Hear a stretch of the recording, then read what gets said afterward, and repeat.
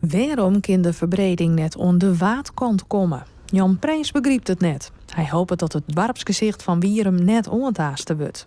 Ja, je gaat het eigenlijk een beetje om, tenminste dat denken we, want het waterschip is net zo heel duidelijk in je uitlees.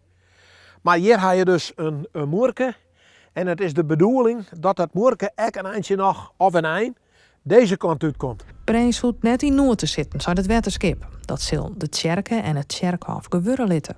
Voor Wierum geldt dat wij niet naar buiten gaan. Wij zullen ook niet naar binnen gaan. Wij doen alles binnen het ruimtebeslag wat er nu is. Voor Wierum zelf, specifiek rondom de kerk, kennen we nu een situatie met een muurtje. Dat zal de grens zijn. En binnen die grens van het muurtje en zeg maar de teen aan de buitenkant van de dijk, waar de Waddenzee begint, daar zoeken wij de oplossing. Maar wij zeggen hier in Wierum van de Leidt zo'n stuk water achter. Het is stjonkensliek.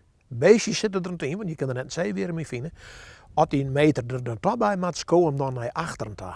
Het waterschip bleef in peteer met alle partijen om een geschikte oplossing te vinden. Op het stuit zit er nog niet vast. Wat wij de komende 2-3 jaar moeten doen, is die oplossing verder gaan uitwerken. Naar exacte maatvoering. We moeten de ontwerpen gaan maken. En dat heeft tijd nodig. En die tijd nemen wij de volgende 2,5 jaar.